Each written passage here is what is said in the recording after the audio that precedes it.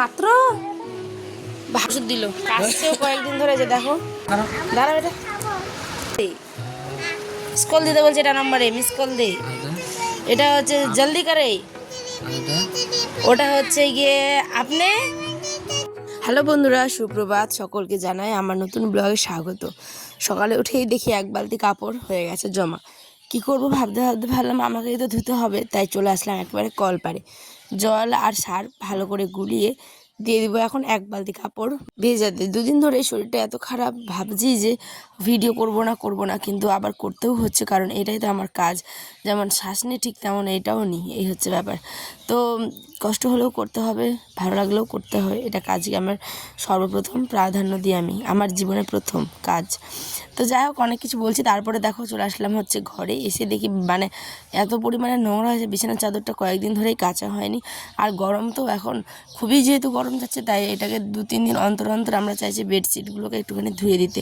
আর এইদিকে কম্বলের কাভারটা কিন্তু এখনও রেখেছি, কারণ আয়নের আব্বার এখনও রাত্রে করে ঠান্ডা করে, যেহেতু টিনের ঘর, পুরো রাত্রে যখন বৃষ্টি হয় বা শীত পড়ে তখন কিন্তু ঠান্ডা লাগে, সেই কারণে আমরা কম্বলগুলোকে এখন রেখে দিয়েছি। সমস্যা এই যে দেখো, ভিতরে যে ক্যাথাগুলো দিয়েছি সেগুলো বারবার মিডিলটা আর কি জড়ো হয়ে যায়, ঠিক আছে, যার কারণে কিন্তু একদম ঘুমাতে সুবিধা হয় না। ওই জন্য আগে ভালো করে আগে ক্যাথাগুলোকে টান টান করে বিছালাম। আয়ান যেহেতু লাফালাফি ঝাপাঝাপি করে বিছানাতে, সেই কারণে এটা কিন্তু বারবার জড়ো করে দেয়।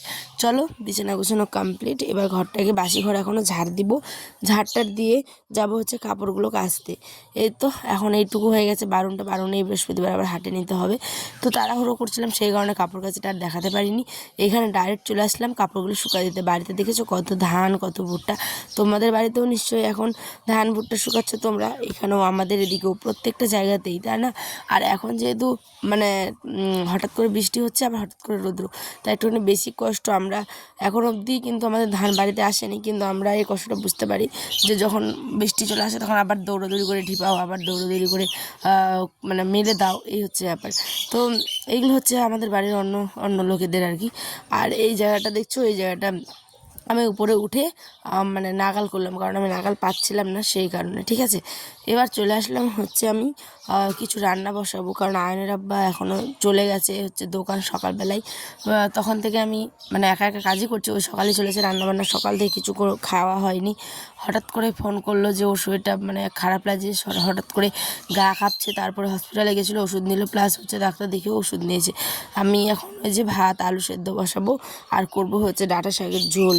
এই আলুগুলো বেশ বড়, একটা দিলেই না হয়ে যায়, মানে আমরা দুটো লোক তো, একটা দিলেই হয়ে যায়। তো হঠাৎ করে গা কাঁপুনি আর মানে অসুস্থ, তো দেখো এই যে ওষুধগুলো একটু পরেই আনবে, তোমরা স্কিপ না করে দেখো। এই যে ডাঁটা, এই ডাঁটার কিন্তু অনেকে ঝোল খায়, তোমরা কি খাও আমি তো জানি না, কিন্তু আমাদের এখানে লোকেরা খায়, তাই আমরাও খাই। ওগুলোকে ভালো করে ধুয়ে নিলাম, এটাতে ধুতে অসুবিধা হচ্ছিলো, তাই একটা বালতি নিয়ে আসলাম, কারণ অনেক বালি থাকতে পারে সেই জন্য। আর শাক সবসময় কিন্তু ভালো মানে অনেক ফাঁকা জায়গাতে আর কি একটুখানি পরিষ্কারভাবে ধুতে হয়, নইলে অনেক বালি থাকে।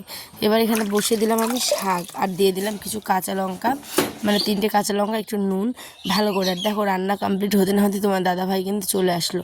হ্যাঁ, তোমাদের অনেক ধন্যবাদ, তোমরা আমার ভিডিও দেখো, প্লিজ এভাবে ভালোবাসা দিও, তার জন্য মানে তোমাদের কাছে অনেক ধন্যবাদ, মন থেকে বলছি। তো দাদা চলে আসলো, এসে দেখো 100 কি 16 টাকা এগুলো কিনে, ও 116 মাত্র, ভাবো 116 100। দেখো এখন ওষুধ খাচ্ছে, আর এই যে দেখো এগুলো নিয়ে আসলো।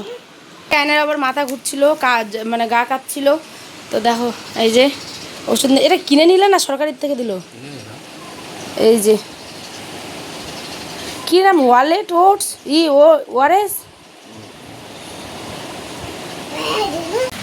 এইগুলো ওষুধ দিল, কাশছেও কয়েকদিন ধরে। যে দেখো কাশি হয়েছে, এটা উঠিয়ে রাখো যত্ন করে, কেড়ে বেগে রাখো, কেড়ে বেগে। বাসনগুলো হয়ে গেছে, অনেক বাসনগুলো ধুয়ে নিই, তারপরে আবার খাওয়া দাওয়া করবো, ছেলেকে খাওয়াবো, প্রচুর আওয়াজ। দেখো এদিকে বিছানা টিছানা সব গুছিয়ে নিয়েছি, আর এদিকে দেখো এই যে বারান্দাটাকেও জল দিয়ে ধুয়ে পুরো মুছে নিলাম। হঠাৎ করেই প্রেশারটা একদম ডাউন হয়ে যায়, যেখানে 120 থাকার কথা সেখানে 116 ছিল। তো হঠাৎ করে কেন হয়েছে বলো তো? এই যে কয়েকদিন ধরে 7 দিন ধরে মুড়ি খেয়ে গেল সকালবেলা করে, আর রাত্রেবেলা আর দুপুরবেলা একটুখানি কম খাওয়া দাওয়াটা করেছে, সেই কারণে, বুঝতে পারলা? আমি তো ভাবছিলাম কত কিছু হয়ে গেছে, মানে আমার টেনশন হয়ে যায় খুব এইসব ব্যাপারে। তো যাই হোক, বাড়িতে এসে এই যে ছেলেকেও ভাত দিলাম, আর বর তো নিজেই ভাতটা তুলে নিচ্ছে, মাছ ছিল, আর এদিকে ছেলেকেও খাইয়ে দিচ্ছি মাছ। আর হঠাৎ দেখো বাড়িতে এসেছে পার্সেল, আমি তো ভাবি অবাক, আমি যে কে পাঠালো হঠাৎ করে এগুলো। তারপর আয়নার আব্বা নিজে থেকেই অর্ডার করেছিল, আমি তো মানে জানতামই না, তার জন্য আমি খুবই খুশি, সত্যি কথা বলছি, ঠিক আছে? থ্যাংক ইউ সো মাচ আমার বরকে।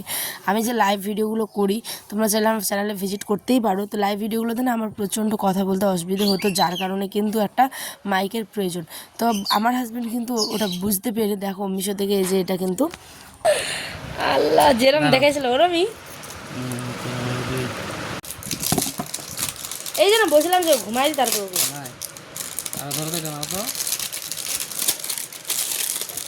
মাইক্রোফোন, এই যে দেখো ওইটা ও দেখো, এটা মিস কল হে, সে মিস কল দে, মিস কল দে, মিস কল দিতে বলছে, এটা নাম্বারে মিস কল দে। এটা হচ্ছে জলদি করে, ওটা হচ্ছে গিয়ে আপনি আপনি और अपने और पर अपने और पर पाइए 300 तक, वो अपने और पर पाइए 300 तक। वाह, দেখো এটা খোলা হয়েছে, ও এটা চিমটাটা এরকম করে লাগিয়ে নিলে দেখো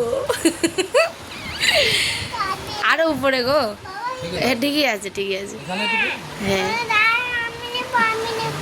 এরকম করে কথা বলতে পারবো না। বাহ, খুব খুশি আমি, কারণ আমরা লাইভ করতে খুবই অসুবিধা হচ্ছিল, সত্যি বলছি। লাইভ মানে এটা কি ভয়েসও দেওয়া যাবে? ও তাহলে ভয়েসটাও দিতে পারবো, ভাবো বন্ধুরা কি অবস্থা। এটা কি জিনিস? এটা আগে ওখানে কানেক্ট করতে হবে। কিরম? তোমার ফোনটাতে কানেক্ট করো, চার্জার দিয়েছে আবার। আমার ছেলে দেখো এখন দিলে ভেঙে দিবি, এখন দাও দেখি আমাকে দেখি একটু, এই যে এরকম করে আমি বলতে পারবো, কি মজা।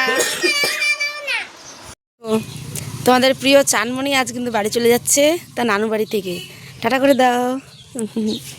এই যে সুন্দর করে সেজেছে চানমণি, দেখো আবার আসিস, হ্যাঁ আসিস।